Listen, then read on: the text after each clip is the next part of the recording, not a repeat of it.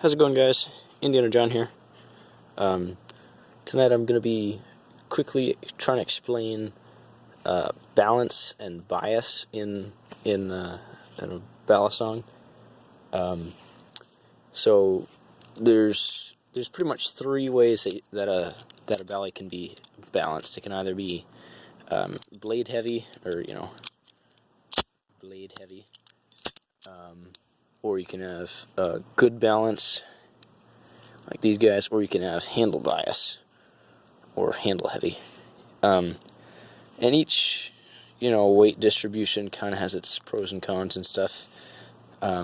Neutral is like, and there are different types of neutral. I'll get into that in a bit, but neutral is kind of the best for everything. Something that's blade heavy. Something that's blade heavy will do some moves better than something that's handle heavy, and vice versa. With blade heavy, muscle fanning, like chokers and fire starters and stuff, that it stays equal a lot better, but it doesn't really do normal fanning that well, because there isn't quite the pendulum effect that you get with something that is handle heavy, right? And the really important thing that I want to show you guys is how to tell, just by doing a really quick, simple test. You don't have to flip it for a couple days to figure out where the balance is at.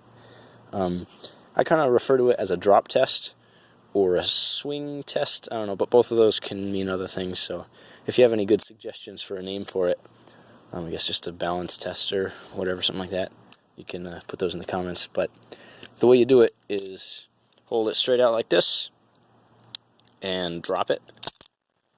And there's a number of different things that it'll do. So if it is blade heavy, you'll notice the blade is swinging past vertical. Alright, so one more time, it goes a little bit out there. Okay, and you'll see it in a second. With something that's really well balanced, like a 51 or a Alpha Beast, out of all of the knives that I've flipped, these two have the best balance by far. You'll notice the blade just freezes at vertical. One more time, this guy goes out past.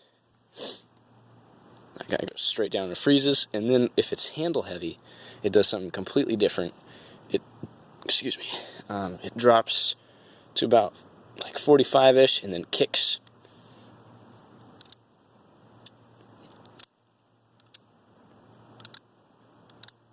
I don't know if you can really see that. Maybe a slow-mo would be better, but if you have something that you know is handle heavy, you can kind of do that and notice that little thing where it drops it here and then it kicks to there, and it's more dramatic depending on how handle heavy it is. But then, the other things, like the rep, it is just barely stock. It's just barely blade heavy. Yeah, even with, I have double brass Kusky barrels in there. I don't know if you can really see that, but even with that, the blade goes just a little bit past vertical, which means it's just a little blade heavy. And then I don't have the original steel block spacers in there. I have little hex threaded spacers, but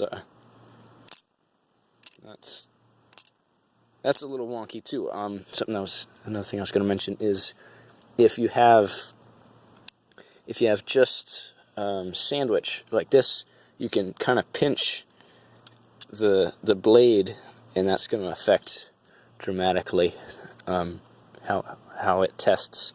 And also, if you have bearings, that's going to throw off,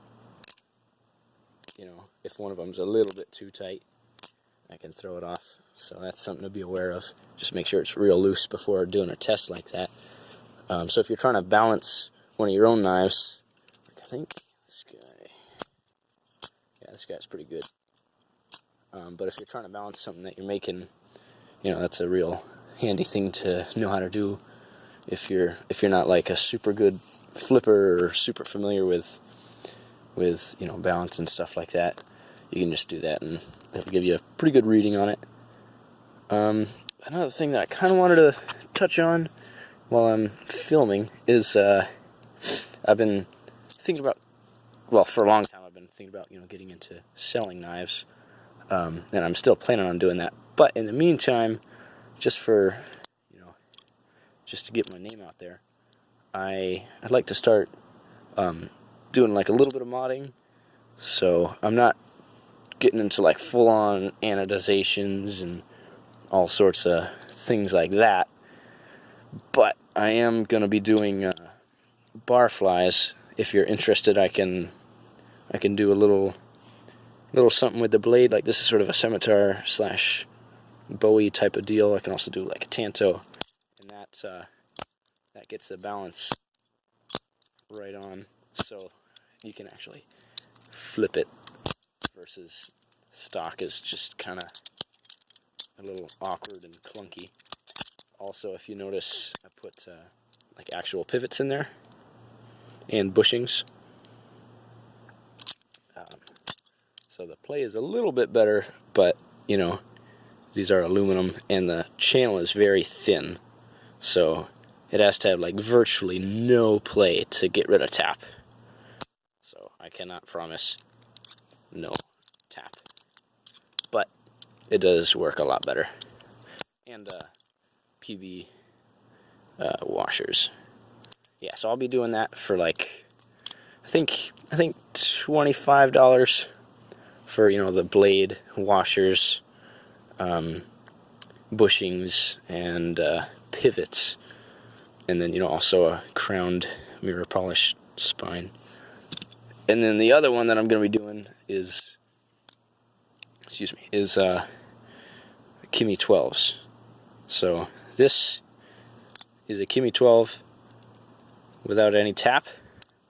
Very, very little play. You can bend it. I haven't really tuned this recently, but it has bearings in there.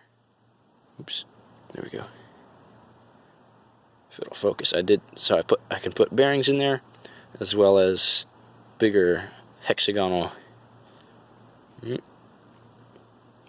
spacers. Yeah, and then I can crown the spine. I didn't on this guy, but that'll be $25 as well. And I'm open for haggling and such. I think that's pretty much it. If you got any questions or stuff like that, just shoot me a comment or DM me through Instagram. I'll try to put my username for that in the description of this. So thanks for watching, guys, and take it easy.